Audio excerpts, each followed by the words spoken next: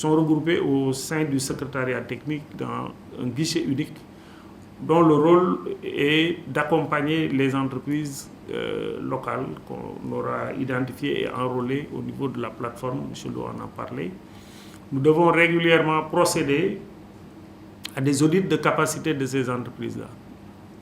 Audit de capacité qui va être basé essentiellement sur les prérequis, sur les exigences de vous, donneurs d'ordre, des donneurs d'ordre, dans leurs différents segments, dans les différentes activités qu'ils sont en train de mener. Donc nous devons auditer leurs capacités régulièrement, et les gaps dégagés devront constituer chaque fois les bases d'élaboration de programmes d'accompagnement que nous devons donc mettre en place avec un instrument assez intéressant qui est le fonds d'appui au développement du contenu local. Cet instrument financier, son objectif, comme il l'a présenté, c'est de financer, d'accompagner un peu cette mise en niveau des entreprises, mais également la formation, la capacitation du capital humain. C'est essentiellement les deux actions. Et ensuite, il y a également la promotion du contenu local. Donc, il est abondé, ce fonds-là, par des ressources qu'on tire du secteur, notamment les redevances payées au niveau de la plateforme, une taxe parafiscale qui sera instituée, et une dotation de l'État, parce que l'État participe également. Et maintenant, la destination de ces fonds, c'est exclusivement dans ces aspects-là. C'est dans la formation, la capacitation des entreprises et la promotion du contenu local. Une entité assez intéressante, elle est logique, hein, ce n'est pas une entité permanente au niveau du secrétariat technique, c'est le comité de règlement des différends.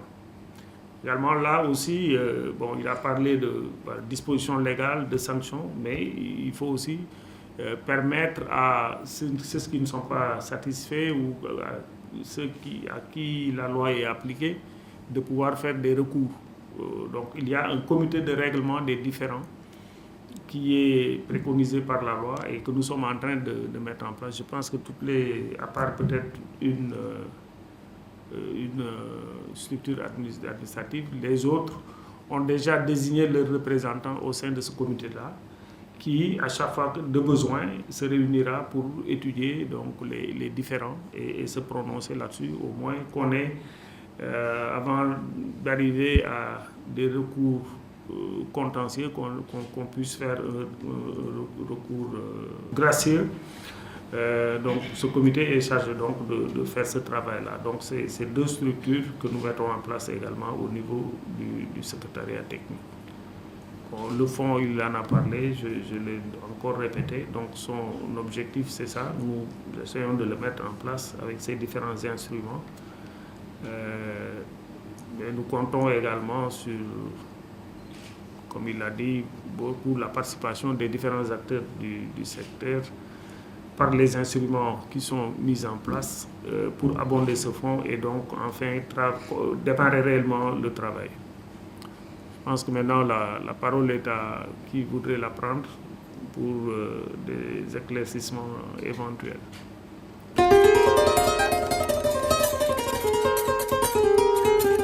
Personnel sénégalais. En parallèle, Saipem Sénégal est investi en termes de RSE, comme vous l'avez évoqué en début de réunion. Donc on a un certain nombre d'initiatives sociales qui sont prévues, notamment pour les communautés impactées par le projet. Les communautés de pêcheurs également, des initiatives dans les écoles. Donc on a tout un programme en 2022 sur ces initiatives sociales. Voilà. Et on a également un partenariat, c'est important de préciser, avec l'INPG pour la formation de Sénégalais sur les métiers de l'oil and gas et pouvoir former des profils opérationnels sur nos métiers. Voilà. Pour les projets sociaux, comment ça se passe? L'identification, la qualification du besoin, est-ce que vous avez utilisé une structure spécialisée? Est-ce que vous travaillez avec les communautés seulement qui viennent vers vous? Non, alors on a un partenariat local qui nous aide à identifier justement les différents interlocuteurs que l'on pourra avoir. Après, on est en partenariat aussi, enfin, sur ce projet, on a un consortium avec EFAGE, donc EFAGE fait beaucoup d'initiatives sociales sur lesquelles nous aussi on prend le relais pour la deuxième phase du projet. Et après, il peut arriver que nous recevons des sollicitations, on va dire, spécifiques, ponctuelles, et auquel cas on regarde si c'est opportun pour nous, pertinent pour nous de le mettre en place. Qui vous aide à aller voir les populations, qualifier le besoin avec eux, vraiment de véritables besoins sociaux à incidence dans leur vie, et évaluer des projets à ce niveau-là, évaluer des budgets, mettre en place des projets et vous les soumettre, et peut-être même après agir comme agent d'exécution ou en tout cas quelque chose, une structure qui vous assure que ce que vous mettez va directement dans la direction indiquée et que l'impact attendu sera réel. Je pense que c'est assez important. Sinon, on peut dépenser beaucoup d'argent et après on ne verra pas voilà, où est-ce que c'est passé.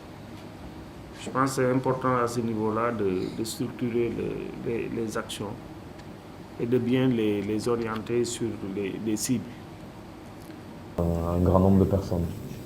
Voilà, donc on travaille là-dessus, on est preneur, voilà, des suggestions que vous pourrez avoir, bien entendu. L'objectif n'est pas en train de baisser là? À terre, à Dakar, aujourd'hui, on a plus de 60%, donc on est plus proche des 65%. Oui. Mais sur la phase hook-up du personnel qui va être essentiellement en mer, la cible, c'est bien 50%. On a beaucoup de bateaux qui vont venir finalement pour très peu de temps et qui vont repartir. Sur ces bateaux-là, c'est assez compliqué de mettre à bord des personnels extérieurs. Donc à partir de quand est-ce qu'on est sur quelque chose de régulier? Enfin, on a une difficulté aussi pour mettre des gens offshore parce que nous n'avons toujours pas de convention collective. Donc moi j'espérais que l'ANAM soit là pour nous donner un peu de support. On n'a pas la convention collective offshore. L'ANAM nous a produit une tarification des travailleurs offshore au mois de décembre qui depuis a été suspendue et on ne sait pas toujours sur quel pied danser pour être dans les clous. Donc nous on veut bien pousser, on a des bateaux, on a 25% de travailleurs sénégalais dessus, on veut bien monter en puissance, mais on a quand même des problèmes de cadre juridique où on est un peu perdu. Sur la grille tarifaire qui nous avait été donnée au mois de décembre, on était quand même 4 fois plus cher que des travailleurs asiatiques expérimentés. Donc ça pose problème. Sur la classification également, nous on a eu la semaine dernière une difficulté avec, puisqu'on nous a exigé que les FLO soient classés C1, c'est-à-dire quasiment comme des captains. Et résultat, on a un FLO pour lequel on avait une place de second officier à bord, mais du coup, il était moins bien payé en tant que second officier et il a préféré rester FLO. Donc je pense que ça, c'est des choses qu'il faut qu'on clarifie parce que c'est ce qui va pousser aussi à ce qu'on puisse embarquer des marins sénégalais à bord et qui puissent prendre un maximum d'expérience.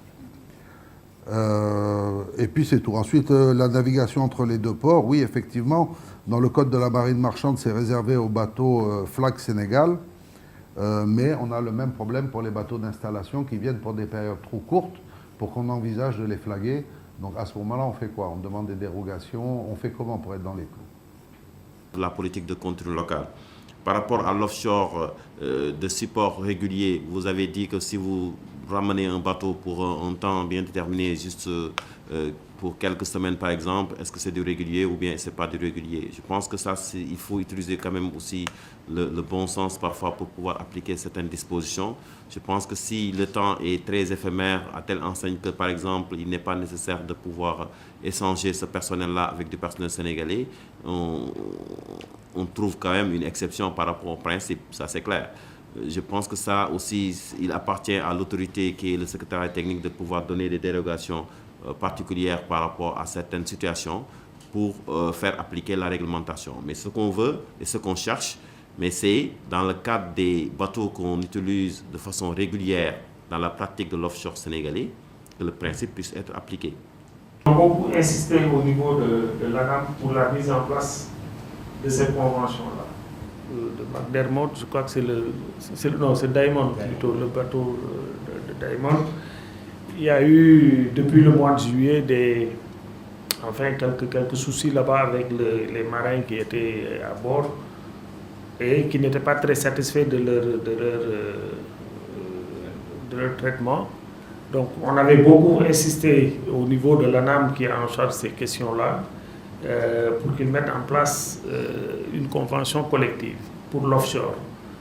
Un groupe de travail a été mis en place. Nous, on n'avait pas participé là-dedans, mais il y avait un groupe de travail au niveau de l'ANAM qui regroupait quelques structures de l'administration, mais également des syndicats de travailleurs. Il y avait les syndicalistes, il y avait les sociétés certaines sociétés de placement. Je sais que SOS, ICS, ici présents, faisaient partie du groupe et ils ont travaillé pendant plusieurs semaines pour mettre en place cette convention collective.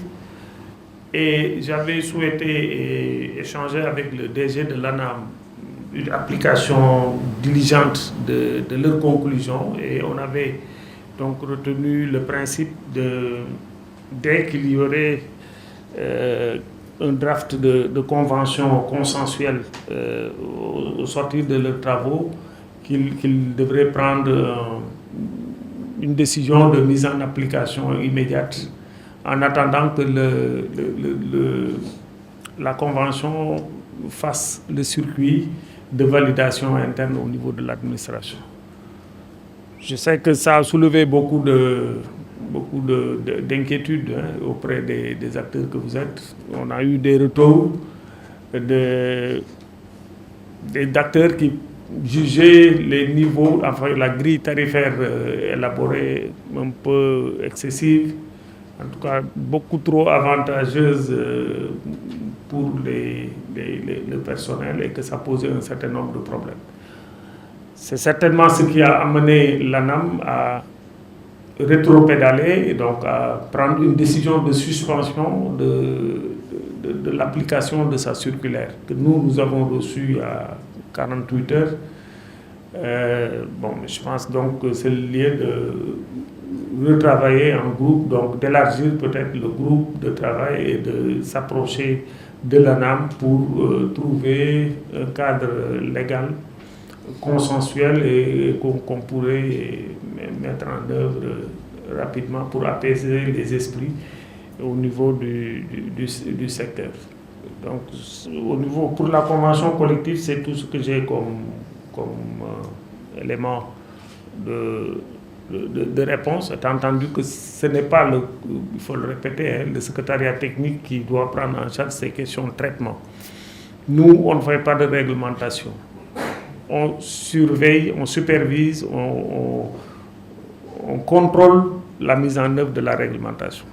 Donc, ce n'est pas notre rôle de légiférer ou d'élaborer ces textes-là. On peut, quand on est sollicité, donner un avis, mais c'est le rôle d'autres administrations comme l'ANAM. De toute façon, on n'a pas eu le temps de réagir par rapport à cette circulaire, cette suspension, que nous avons appris comme tout le monde.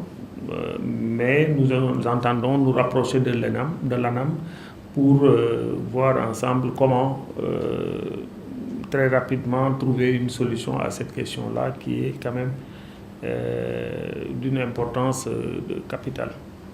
Merci. Constitutionnel, certes, entre nous, l'ANAM et toutes les autres institutions pour pouvoir faire de nos objectifs vraiment de vraies réalités.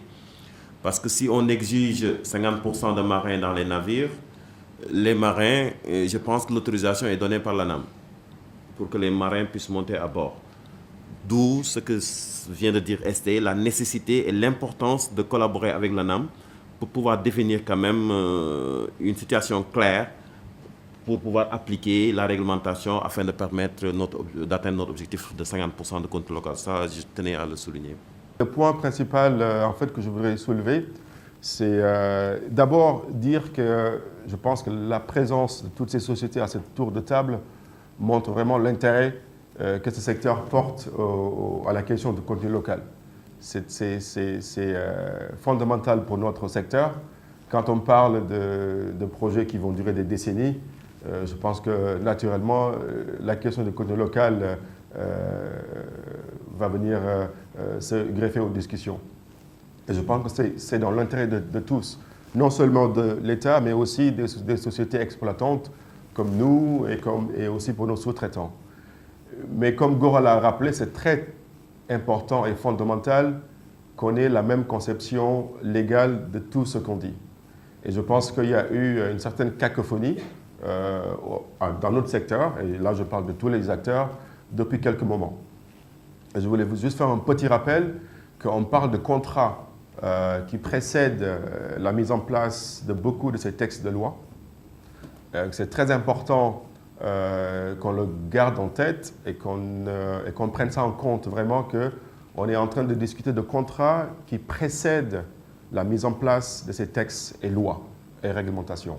Certainement, on va tous dans la même direction, mais on pense que c'est dans l'intérêt de tout le monde que ces problématiques soient gardées en tête. Le deuxième point, ça concerne l'ANAM, mais pas l'ANAM en tant que structure, parce que l'ANAM fait son travail depuis des décennies au Sénégal et elle le fait très bien. Et je pense que c'est là où on a une certaine malcompréhension sur le rôle de chacun. L'ANAM a une mission au Sénégal qu'elle fait depuis des décennies, c'est la navigation sûre et sécurisée entre les ports sénégalais. Que ce soit un bateau de pétrole, gazier, ou un bateau de pêche, ou un bateau qui livre du riz, pour M. Mbaye, l'ANAM ne fait aucune distinction. Le rôle de l'ANAM, c'est de s'assurer de la navigation sûre et sécurisée de ces bateaux entre les différents ports sénégalais. D'ailleurs, c'est la loi partout dans le monde. Je vous donne un exemple. Quand un bateau arrive aux États-Unis sur la côte Est, tout le personnel navigant de ce bateau descend du bateau, étranger, descend de ce bateau, le personnel navigant américain monte à bord, et je précise navigant, je vais y revenir après, et c'est ce personnel navigant américain qui s'occupe de transporter ce bateau au prochain port américain. Donc ce que l'ANAM fait au Sénégal n'est pas spécial en fait. La seule différence, et je pense que c'est là où on a raté un peu le coche, c'est comment on définit un personnel navigant et comment on définit un marin. C'est très important et je pense qu'il faudra y revenir dans notre discussion avec l'ANAM. J'ai trouvé assez choquant, à mon avis, personnel et en connaissance du secteur, que sur une circulaire de l'ANAM, je vois des rôles et des postes qui en fait sont des passagers dans un bateau. Je prends un exemple. Je travaille sur le hub avec mes collègues de Eiffage ou Saipem ou autres. J'ai besoin d'un électricien ou d'un ingénieur électrique offshore. Ce monsieur-là, il ne s'y connaît rien en navigation et ce n'est pas un marin autant que je le suis. Si j'embarque à bord de ce navire pour aller sur le hub, faire son travail, son lieu de travail se trouve offshore. Se trouve être offshore. Ça aurait pu l'être onshore. Donc je pense que c'est très important que cette notion de marin soit très bien définie. C'est-à-dire que sur vos bateaux, le personnel navigant, certainement, comme ça l'est pour les bateaux qui transportent tout type de marchandises au Sénégal, est sous la direction de l'ANAM. Mais c'est très important qu'on ne mélange pas le personnel transporté pour aller sur un lieu de travail offshore avec le personnel navigant qu'on appelle marin. Un ingénieur électrique ou un ingénieur subsea ou un ingénieur subsurface n'est pas un marin. Quand il rentre à bord de ce bateau, il suit les directions des marins, il a son gilet, il va faire son travail et il rentre. Donc c'est très important pour tout le monde d'ailleurs, parce que c'est la même définition, elle est universelle. Partout dans le monde, partout où on opère, la définition de marin est très, très encadrée. Je donne l'exemple des États-Unis que je connais très bien. Le personnel navigant, le personnel marin, il est américain. Quand un bateau qui transporte des produits nucléaires, je suis un peu extrémiste, mais c'est pour donner un exemple, arrive à un port à New York, le personnel navigant de ce bateau, le capitaine, le sous-officier, tout le personnel navigant, descend, prend un avion, va au port d'attache de ce bateau, mais le personnel technique qui gère soit le riz ou le matériel nucléaire de ce bateau, reste à bord jusqu'à la destination finale aux États-Unis.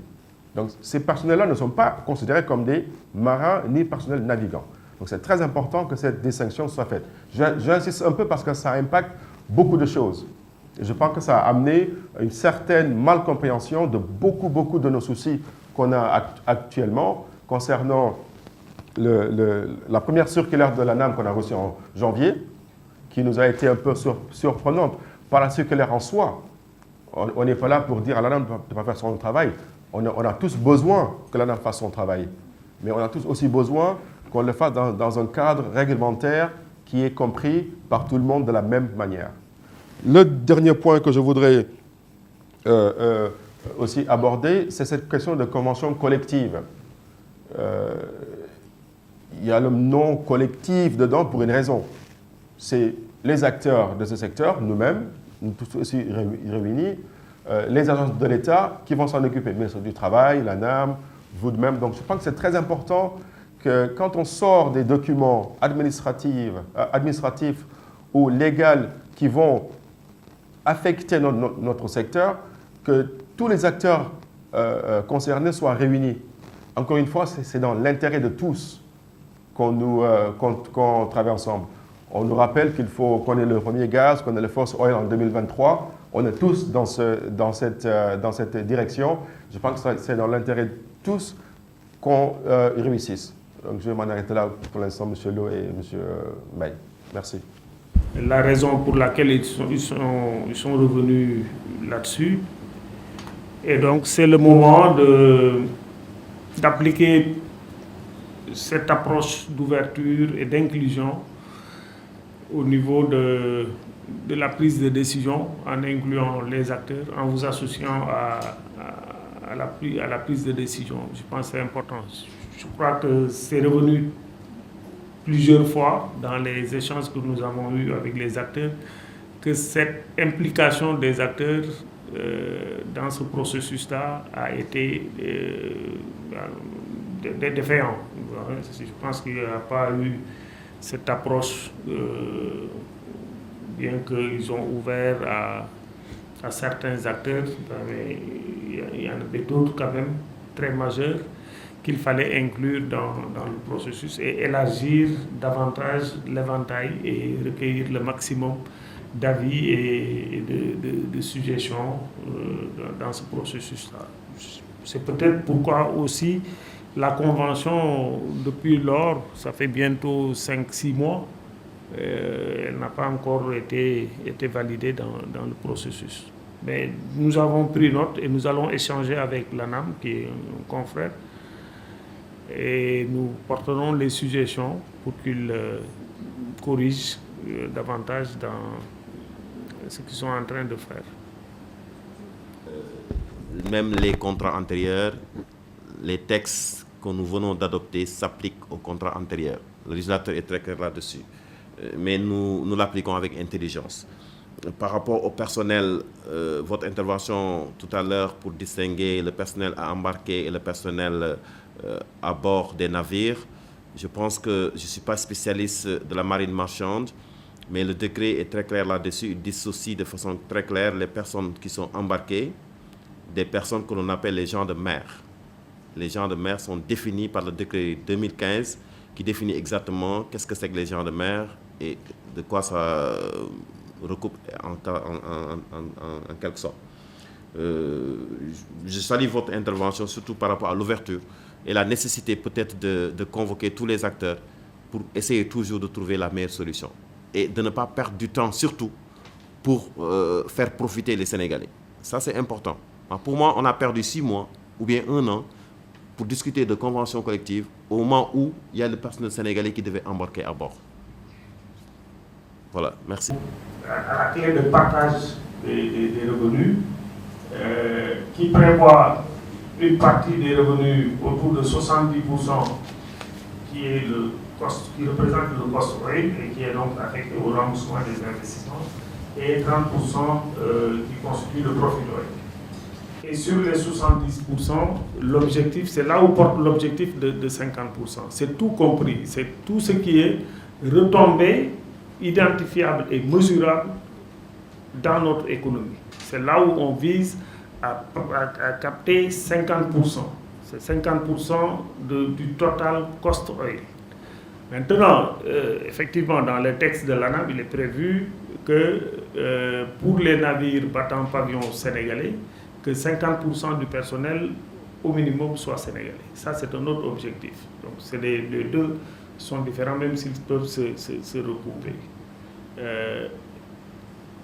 Nous, de notre... Enfin, ce qui nous revient, comme je l'ai dit tantôt, c'est de surveiller, de veiller à l'application des textes. Que tous les acteurs se conforment autant que faire se peut aux dispositions légales et réglementaires qui ont été élaborées, que ce soit par notre département ministériel ou par un autre département comme la pêche qui a la tutelle de l'ANAM.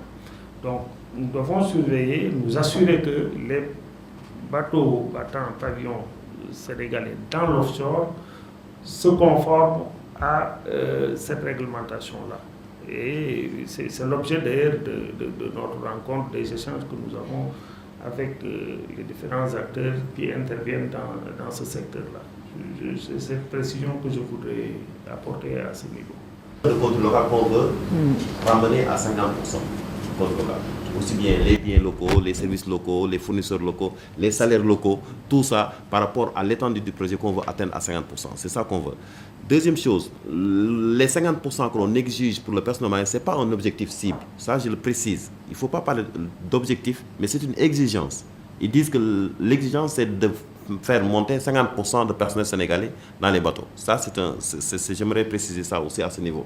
Mais comme on le dit, on va avec le temps, on va voir comment l'appliquer de façon rigoureuse par la suite. Merci. Une éventuelle convention offshore. Et dès le début, l'objectif était de rassembler tous les acteurs. Commençons par les opérateurs, et les intermédiaires, les syndicats et la partie civile. C'était l'objectif dès le début. Il y a eu une note circulaire datant du 9 décembre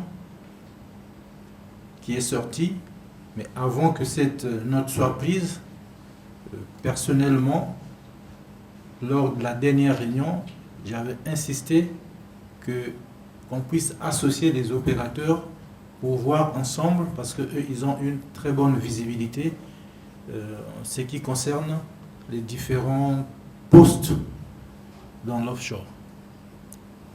Mais c'est arrivé. Je voulais juste attirer l'attention du secrétariat technique du contenu local, parce que cette deuxième note risque de poser beaucoup de problèmes. Beaucoup de problèmes comment? Les marins qui, à un moment donné, depuis janvier, ont goûté des salaires exorbitants ou un manœuvre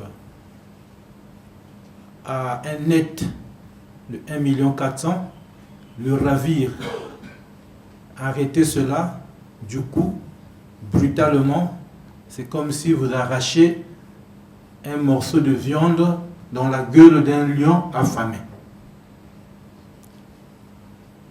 Ce matin, j'ai reçu un courrier du collectif des marins, parce que nous l'avons informé officiellement par lettre de la note prise par la marine marchande, mais ils sont revenus en disant qu'ils n'accepteront jamais une diminution quelconque, minime que ce soit. Ça veut dire qu'on va déjà droit vers un conflit. Et j'attire l'attention du secrétaire technique qui s'est toujours investi à ce que les opérations ne puissent pas s'arrêter depuis la première crise.